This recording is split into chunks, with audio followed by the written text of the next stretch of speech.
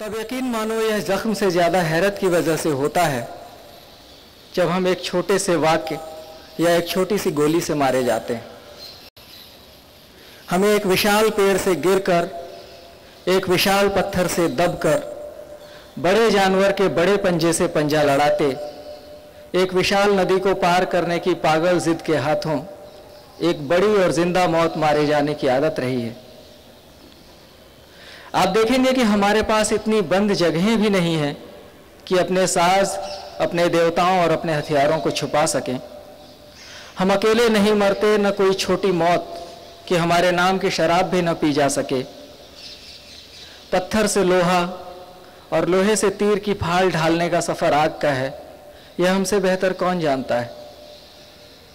हम उन पत्थरों और पत्तियों के खून का रंग भी जानते हैं जिनसे स्याही से भी स्याह कोई रंग बन सकता है, लेकिन झूठ के शिनाख्त पर लिखे एक वाक्य की स्याही उंगली के एक पोर जितने लोहे के टुकड़े से भी मारा जा सकता है हमको, हम यह हैरत से ही देखते हैं। इतना खून तो हम कुल्हाड़ी की धार को परखने में ही खर्च करते आए हैं, इससे भी कम खून बहा और हम मारे गए। इतने झूठ से तो हमें एक हफ्ते के भी उधार पर नमक नहीं मिलता। एक उलझा हुआ वाक्य आया और हम मारे गए। जब इधर इन चीज़ों की हमारी पहचान कुछ बढ़ी है, तुम्हें चाहिए कि तुम कुछ और छोटी चीज़ें लेकर सामने आओ। ये आखिरी कविता है, इसका शीर्षक है डरते हैं। हमारा इतिहास, हमारे गीत, हमारी लड़ाइयों के विवरण हमारे खून में नगाड़े की तरह बजते रहते हैं। कभी इन्हें पक्षी सुनकर नदियों को बता देते हैं और नदियां, आप जानते हैं, चीज़ों को कहां से कहां तक पहुंचा सकती हैं। कभी हमारे नहाते नदियां खुद भी इन्हें सुन लेती हैं और चमकती आंख वाली नन्ही मछलियों को बता देती हैं। फिर उनका वृक्षों के भीतर रस की तरह बहना और हवाओं में फैल जाना क्या महज वक्त की बात नहीं रह जाता। इन्हें हमारे जंगलों में खो जाने दीजिए। इन्हें लिखने की ज़रूरत बताती आपकी भाषा से हम डरते हैं। हम आपकी मीठी आवाज़ से डरते हैं, हमारे हक बताने से, हौसला बंधाने से आपके, हमारे बूढ़ों को गाली न देने से आपके, हमारी स्त्रियों को न देखने की आपकी मशक्क़त से डरते हैं हम। हमें बहुत कम चीज़ों को आपस में बदलने का हुनर आता है। हम बदलने के जटिल समीकरणों से डरते हैं। आपकी नफ़रत से ज़्यादा हम आपके प्यार से डरते हैं। पीछे हटते हुए हमारी पीठ टिक गई है समुंदर से।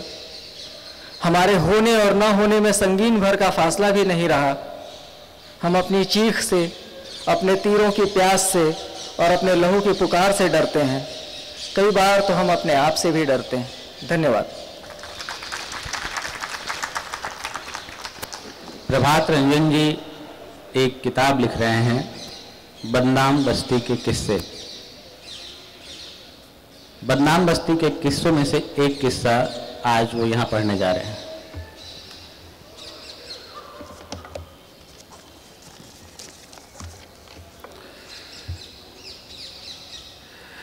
बुरी नज़र वाले तेरा डैम फूल। बदनाम बस्ती के किस्से किताब दरअसल में उन गुमनाम गाने वालियों के नाम के ऊपर है जो मुजफ्फरपुर के बदनाम बस्ती चतुर्भुज स्थान में पेशेवर रूप से गाती रहीं और फिर इतिहास के धूल में गुम हो गईं। उनमें से एक गायिका एक छोटा सा किस्सा सुना रहा हूँ। बुरी नज़र वाले तेरा डैम फूल। वार्ड नंबर 16, अब नगर निगम के कागजातों में यही उसका पता है। बड़ी बड़ी संस्कृतियाँ, बड़ी बड़ी परंपराएं इसी तरह छोटे छोटे पतों में बदल जाती हैं। कौन मानेगा, चतुर्भुज स्थान के शुक्ला रोड की 7 गलियों में कभी संगीत के 7 सुरों की रौनक थी। ठुमरी थी, दादरा था, साजिंदे थे, रात रात भर चलने वाली महफिल थी। अब तो बस धूल धूल है। पिछले 20 सालों में जब जब उधर से गुजरा, धूल पहले से भी ज़्यादा मिली। सड़कों की धूल छज्जों चौबारों पर चढ़ती जा रही है। यह कोठे वालियों का नहीं, कोठी वालियों का इलाका था। बेनजीर बाई की वह हवेली जिसे देखकर यहाँ की शान और शौकत का अंदाजा लगता था, सब धूल धूल, कोई नहीं रहता। बताते हैं रात को अब भी अंदर से आवाजें आने लगती हैं सारंगी की, ऐसे जैसे कोई रियाज कर रहा हो। कहते हैं अच्छन मियाँ की आत्मा भटकती है। 20 साल तक इसी हवेली में सारंगी पर संगत की थी। अचानक एक दिन बेनजीर बाई चली गई हवेली में ताला लगाकर 7 समंदर पार। मियाँ कहाँ जाते, वहीं भटकते रहते थे। कब अपने घर जाते, कब क्या खाते, कुछ होश नहीं।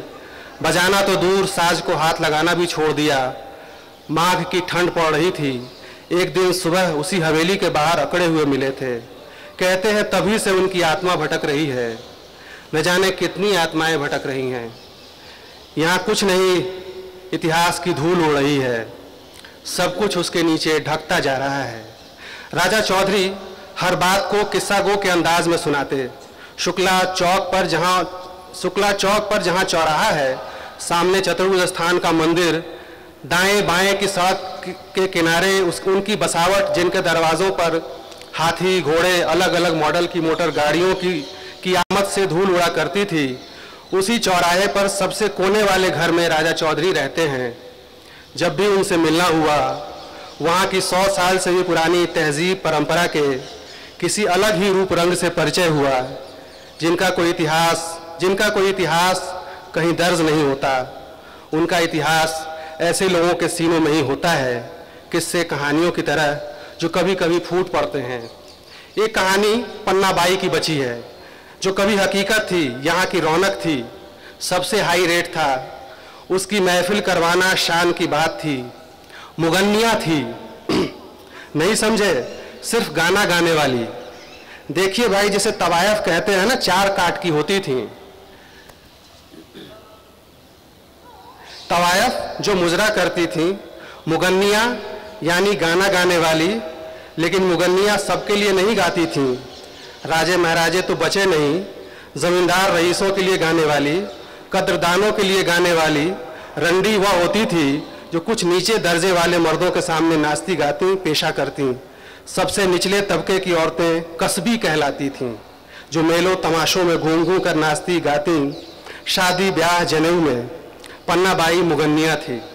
कहते हैं बनारस में विद्याधरी बाई से ठुमरी दादरा सीखा। लखनऊ के रईसों से दाद पाई। मुजफ्फरपुर तो बाद में आई। जिले के बाबुओं सेठों रईसों को भी उसकी आवाज़ की शोखी पकड़ने में देर नहीं लगी। उन्हीं दिनों बाबू उमा शंकर सिंह ने उसकी गायकी पर रीझ कर एक जुमला कहा था, महका ना भाए तिहारी बतियां। दादरा के बोल थे। उमाशंकर बाबू ने कहा था, हीरा है हीरा, बस नाम की पन्ना है। बाद में यह जुमला लोग मुहावरे की तरह दोहराने लगे। देखते देखते पन्ना बाई की धूम मच गई।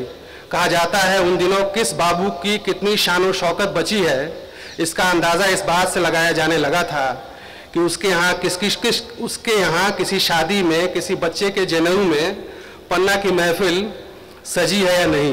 बड़ी धाक थी उसकी। जब बाजारों में निकलती तो लोग उसकी धज देखते। छब तो खैर थी। सुतवा नाक में हीरे की कनी पहनती थी। आंखें ऐसी गहरी कि जिसकी ओर ताक दे उसकी आवाज़ हलक में अटक जाती थी। बड़े घर की औरतों जैसा रुआब था पन्ना का। रुआब क्या था? शहर में, गांव में जहां जाती बड़े घर की औरतें चोरी छुपे उसके पहनने के अंदाज, सज धज को देखा करती और उसके जैसा मॉडर्न बनने की कोशिश किया करती। बस गाना सुनाती थी, मजाल है जो कोई ऊंच नीच बोल भी दे। आसपास के कई जिलों में रईस उसकी महफिल में, कई जिलों के रईस उसकी महफिल में आते, एक इशारे पर सब कुछ न्यौछावर करने को तैयार रहते। लेकिन पन्ना सबको अपनी हद में रखती थी। कई किस्से हैं। एक बार नेपाल साइड के एक बाबू उसका नाम सुनकर गाना सुनने आए। महफिल में बैठ गए और एक टक उसे देखने लगे। पन्ना गा रही थी। गाते गाते अचानक बीच में रुककर बोली, बाबू साहब, गाना सुनने की चीज़ होती है, देखने की नहीं। महफिल में आए हैं तो कुछ तौर तरीके भी सीख आते। सन्नाटा छा गया। सस्ती का ज़माना था, फिर भी उनके घर के दरवाजे पर जाने से पहले अच्छे अच्छे मालदार असामियों को भी अपनी अंटी का वजन तौल कर देख लेना पड़ता था। महफिलों में भी खूब गई, लेकिन केवल पैसे के लिए ही नहीं। कहते हैं पन्ना उन्हीं घरों की महफिलों में गई जहां अदब था, तहजीब थी।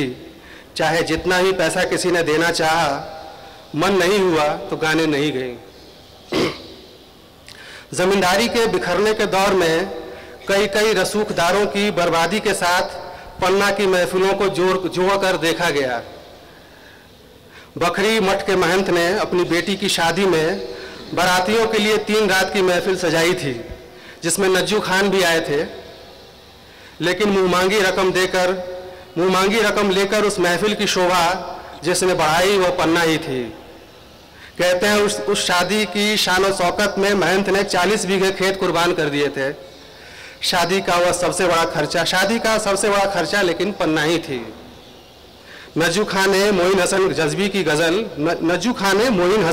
की गज़ल दुनिया को समझकर बैठे हैं, अब दुनिया कौन करे से समा बांधा था।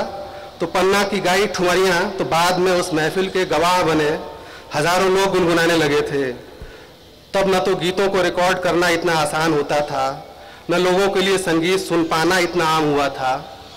संगीत लोग या तो रेडियो पर सुनते या बड़े बड़े बाबुओं के यहाँ तवे पर।